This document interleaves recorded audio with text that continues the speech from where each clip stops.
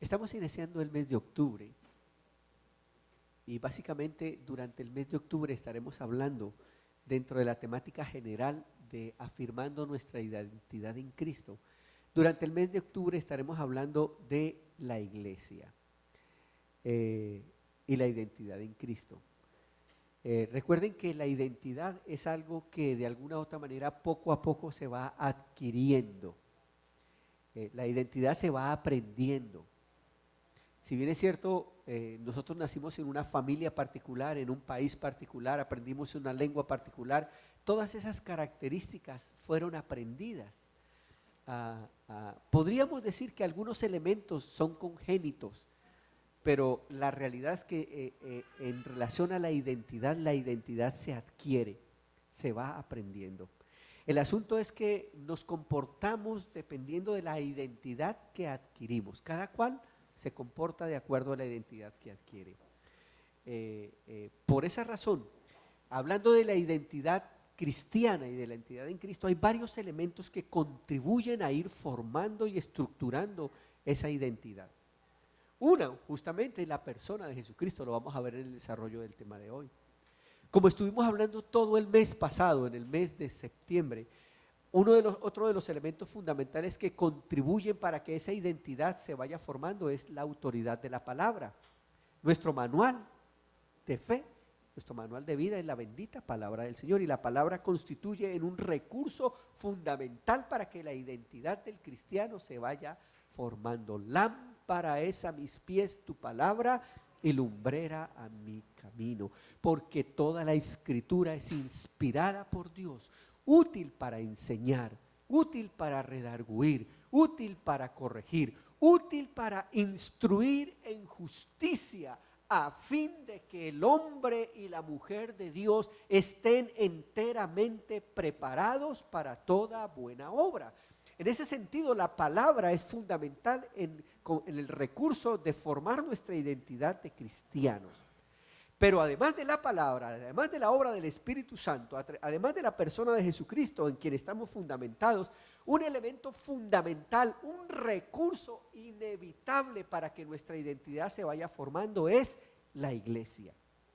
Es la iglesia. Es decir, fuera de la iglesia, desconectados de la iglesia, esto es muy completamente difícil adquirir una identidad cristiana.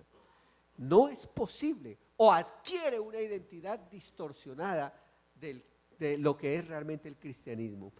Ahora, pensando en lo que es la iglesia, o justamente hoy el tema es, ¿qué es la iglesia?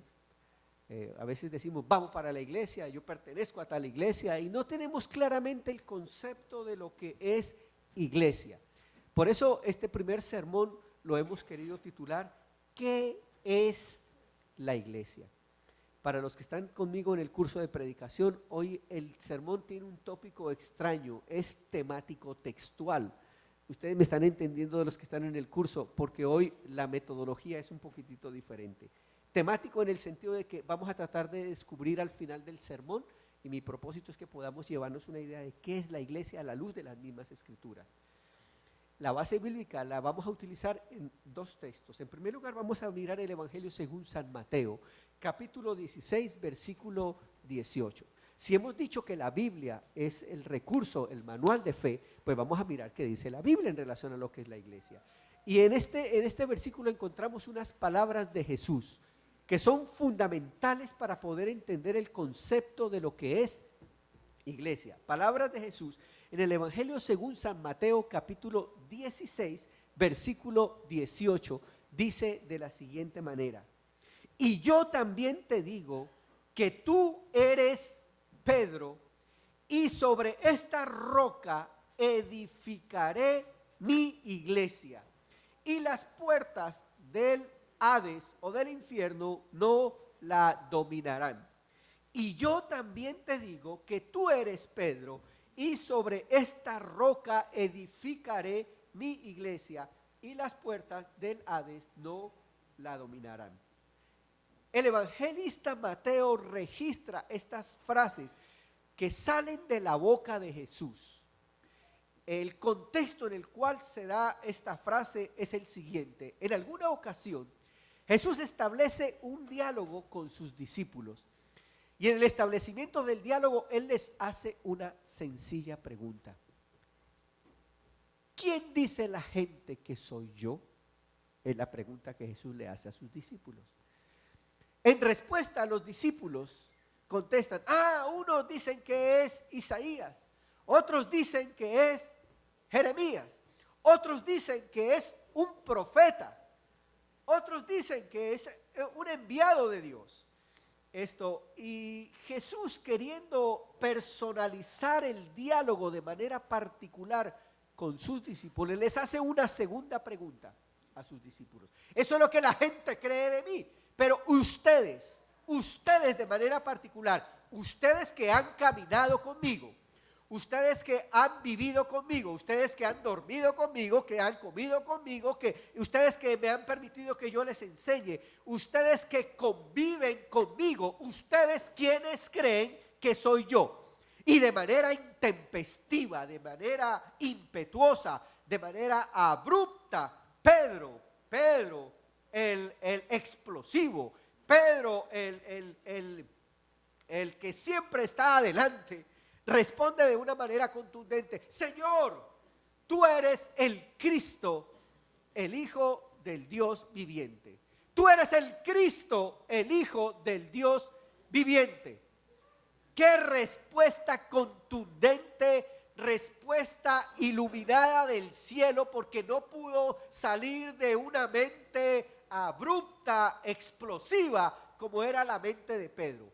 De hecho, la respuesta de Jesús a esa respuesta de Pedro es: bien lo has dicho, Pedro, porque no te lo ha revelado carne ni sangre, sino mi Padre que está en los cielos. Jesús lo que está diciendo, eso que tú estás diciendo viene del cielo. Esa respuesta viene del cielo. La gente debe entender que yo no soy simplemente uno más.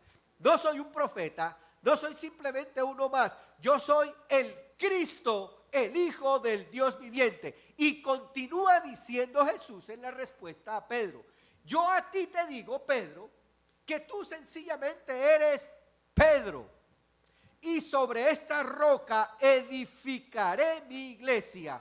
Sobre esta roca edificaré mi iglesia, y las puertas del infierno o del Hades no la dominarán. Ok, a la luz de la interpretación bíblica, para las personas nuevas, la palabra interpretación a veces suena grandísima. Hay otra palabra más grande que se llama hermenéutica. Esa es más grande que interpretación. Pero vamos a ponerlo en hispano sencillo. En hispano sencillo es: ¿qué quiere decir lo que quiere decir? ¿Qué quiere decir lo que quiere decir?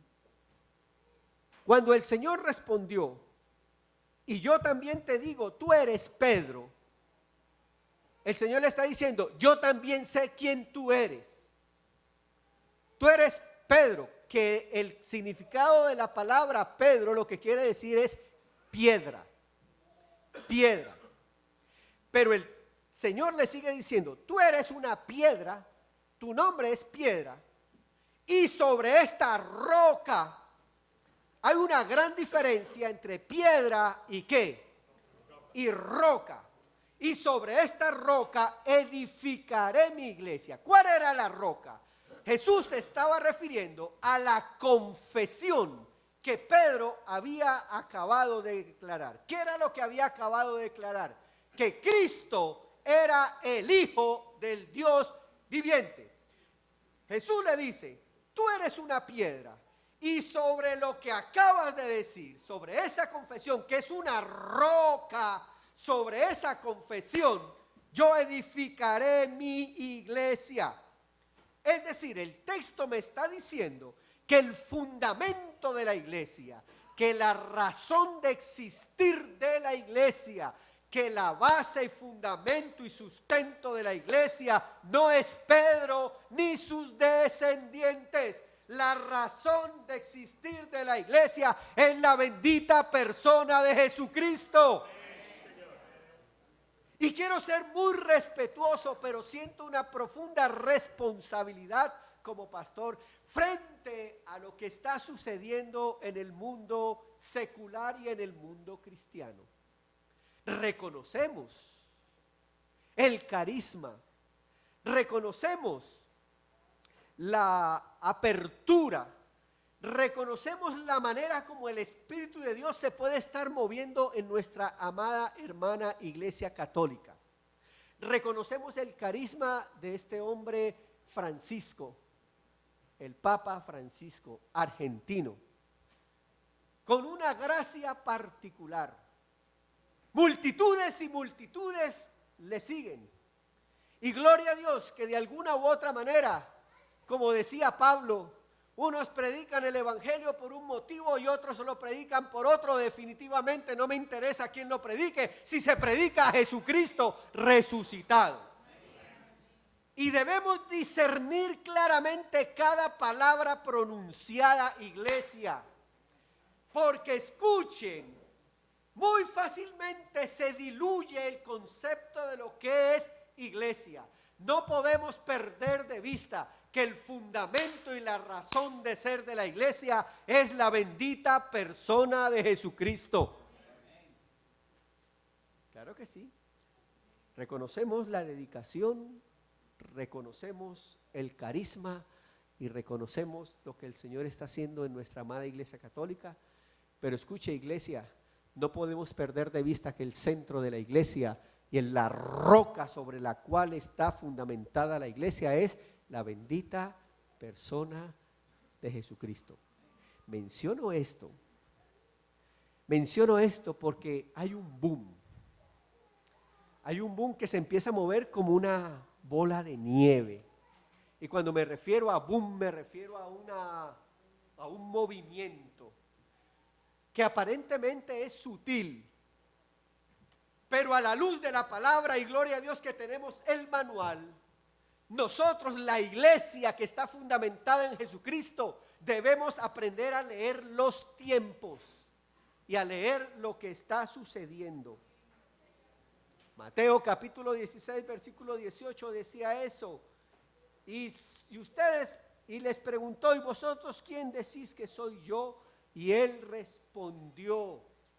respondiendo, Simón Pedro le dijo: tú eres el Cristo, el Hijo del Dios viviente. Hoy vivimos un mundo particular de mucha confusión, de crisis en todas las áreas, en el área familiar, en el área emocional, en el área psicológica. Hoy caminamos en medio de un mundo, donde el dinero, donde el amor a sí mismo ha hecho que de alguna u otra manera haya injusticia social en todas las áreas. Así como el rico cada vez es más rico e injusto, el pobre es cada vez más pobre y hambriento.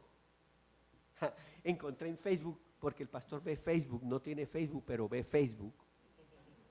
Encontré algo interesante en Facebook. Hoy hay una noticia durante esta semana que hay agua en Marte, ¿saben? Hay agua en Marte. ¡Wow! Encontraron agua en Marte. Y eso es un tremendo descubrimiento, que haya agua en Marte. Existe la posibilidad de vida en Marte. Algunos ya están empezando a ahorrar para comprar la casa allá.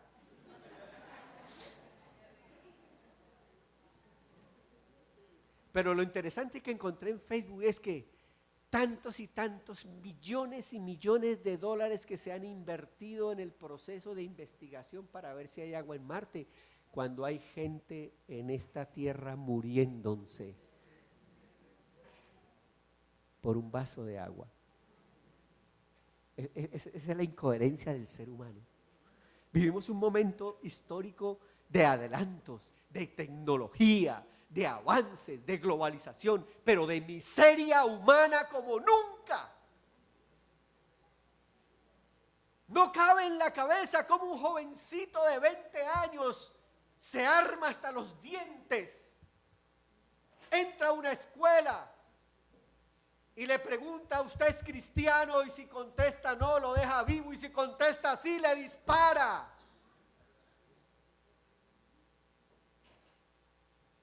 Eso no tiene sentido. Estamos viviendo en medio de una descomposición social. Los niños cada vez están más metidos en la tecnología, creando zombies con un adelanto tecnológico increíble. Hoy el niño nace y lo primero que dice es WhatsApp. Vive Facebook, Twitter. Hello. Ya no dice papá y mamá, dice WhatsApp. Hello. ¿Me hago entender? Hay algunos que dirán que todavía están diciendo: ¿y qué es eso, pastor? ¿De qué está hablando usted? Hoy el niño dice bits. Hoy el niño dice tets. ¿Me hago entender? Pero también viven los más altos grados de soledad y de individualismo. Vivimos en una sociedad enferma mentalmente, con mucho adelanto, pero mentalmente enferma. En medio de esa realidad, corrientes van, corrientes de ideologías vienen, iglesias surgen, movimientos surgen, booms como los que acabé de mencionar hace un momento, renovadores, que confunden a la gente, y religiosamente la gente ya no sabe para dónde coger.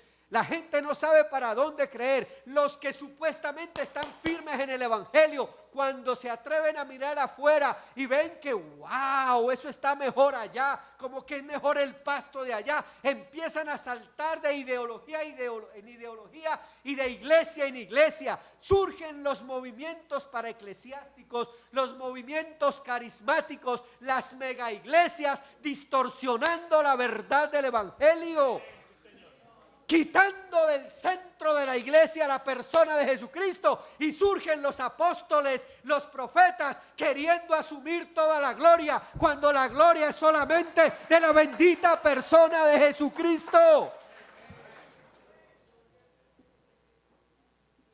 Encontré otra cosa en Facebook. Usted dice: el pastor ahora ve más Facebook que la Biblia. No, lo escuché. Pero por un lado aparecía un león y al frente un tigre, y el uno le decía: yo soy profeta, y el otro decía: wow, yo soy apóstol. Entre los profetas y los apóstoles de la hora se pelean las almitas y el dinero y la teología de la prosperidad. ¿Aló? Frente a esa realidad que estamos viviendo, la pregunta de esta mañana cobra un valor, cobra una importancia. ¿Qué es la iglesia? ¿Será que en la iglesia que yo estoy sí es la que tengo que estar? ¿Será que los líderes donde yo estoy sí son esos los líderes? Mire, yo le voy a decir en el nombre del Señor: deje de estar mirando el pasto verde de afuera cuando no se ha querido comer el de adentro.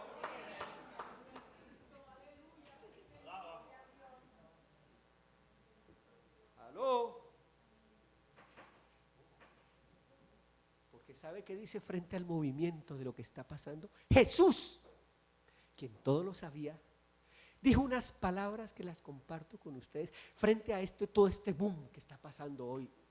Jesús dijo, Mateo capítulo 24, verso 24. Cuando usted vea cosas por ahí, apréndase la cita rapidito. Yo tengo problemas desde el seminario para aprenderme las citas bíblicas, pero esta me la aprendí. Mateo 24, 24. Diga, 24, 24. Ya, ¿sabe qué dice 24, 24 de Mateo? Dice: porque se levantarán falsos cristos y falsos profetas, y harán grandes señales y prodigios, de tal manera que engañarán, si es posible, aún a los escogidos. ¿Aló? Yo veo, además de Facebook, veo CNN. Y hay una noticia grande en CNN, y lo digo con mucho respeto. Están asombrados porque ya sucedió el primer milagro realizado por el Papa Francisco. Y gloria a Dios, porque Dios puede sanar y puede hacer milagros. El asunto es que eso camina, eso es un proceso que se va a iniciar hacia la beatificación y después hacia la santificación. Déjeme decirle con mucho respeto, yo creo en la obra del Espíritu Santo donde quiera que sea. Pero déjeme decirle, el Señor hace milagros donde quiera que sea. Y no se necesita de procesos. ¿Me hago entender?